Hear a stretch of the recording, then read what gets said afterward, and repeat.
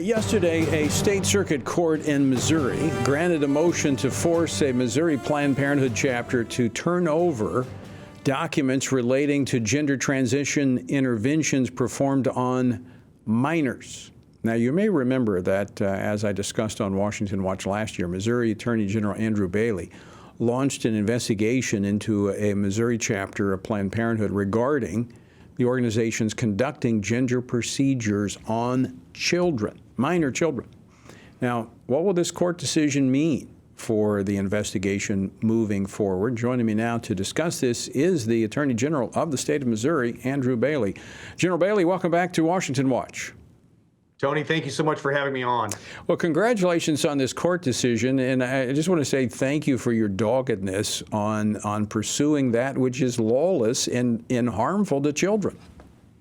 No, look, we're proud to be leading this fight, and you'll recall that after we launched our investigation into these clinics, we uncovered a shadowy and clandestine network of the clinics operating across the state, and a lot of them were operated by Planned Parenthood. And once we began putting pressure on these clinics, using the legal process to do that, Planned Parenthood actually developed pop-up clinics, and it actually increased the pace of their assembly line of child sterilization and mutilation. And so it was important to fight back and use the apparatus of state to do that. And this is a huge win for the authority of the state to move in and protect children. And your viewers and listeners will remember that the Missouri General Assembly ultimately passed Senate Bill 49. And the Attorney General's office was the first state in the nation to successfully defend a measure like that at the trial court level from legal attack from the ACLU to put a stop to these dangerous procedures statewide. But it doesn't mean that we're not going to go back in time and hold wrongdoers accountable. And our access to these documents is critical to understanding the conditions and the circumstances under which these dangerous procedures, these experiments were performed on children. So this is a huge win for protection of children across our state. So is this a civil or a criminal investigation?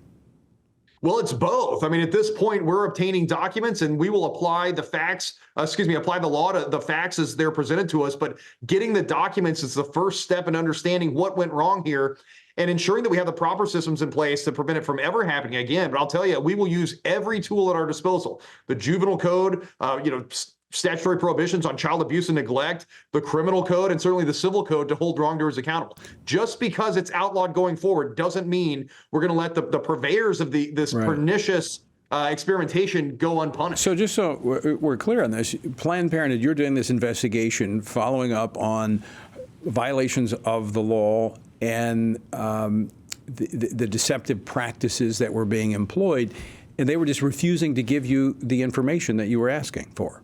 Is that correct? That's right. We have every reason to believe that these clinics, and especially Planned Parenthood, were depriving parents of access to mental health treatment for the juveniles that were coming into these clinics presenting gender dysphoria, and that they weren't tracking adverse outcomes, that they were racing to the administration of powerful, dangerous puberty blockers and cross-sex hormones that aren't approved by the FDA for treatment of gender dysphoria, and ultimately referring kids under 17 years of age for irreversible surgeries. And so how dare anyone tell these kids that God put them in the wrong body, and how dare anyone experiment on these children in this way? And so that's why it's so important to keep this fight going. But I'll tell you, Planned Parenthood has demonstrated an utter failure and unwillingness to obey the laws of the state of Missouri, and an unwillingness to provide any kind of safe or ethical health care at all. And so we're going to continue to pursue this, root it out, and hold the wrongdoers accountable. So, General, have you uncovered anything yet that would suggest that maybe money was a motivator here for Planned Parenthood? Were they getting federal dollars for this? What was their motivation? Well, I think there's two things at play here. Number one, they're a cult of death. They're a cult of death and destruction. I mean, they're committed to the destruction of human life. They're not committed to safe or ethical health care. I think a recent video released by Project Veritas in Kansas City demonstrates that they willfully flaunt our laws and are illegally transporting children out of state for dangerous abortions. So they're not actually interested in providing safe or effective health care. And we believe, based on the evidence that we have and based on the evidence that we're going to obtain, that there was nefarious wrongdoing here. And so we've got to root it out. We've got to put systems in place to prevent it from ever happening again. We owe that not only to the children today, but the next generation. What's the timeline you're looking at here? Well, the documents should be ready to go. I mean, certainly the respondents understand that we sought these documents and they had an obligation to have them ready. And so they're on a tight timeline to turn those around. We will have attorneys and investigators standing by ready to receive and review and analyze those documents. And there's probably going to be subsequent document requests. But we anticipate that the clinics will adhere to the court order.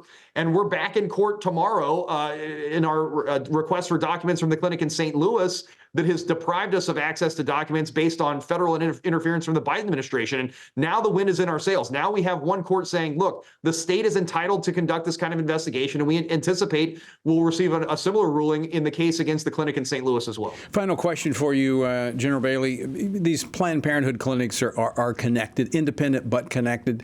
Do you think the information you uncover could be helpful to other attorneys general in the various states to uncover similar operations?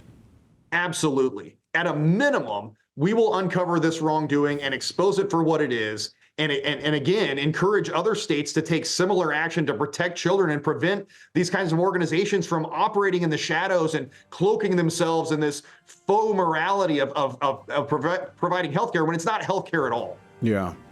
Well, again, I commend you for staying on this. Many would, hit it a lick and then go on to something else, but you've stayed on this and greatly appreciate it. Children will be a lot better off, a lot safer. General Andrew Bailey, always great to see you. Thanks so much for joining us today. Thanks, Tony. Thanks for having me on.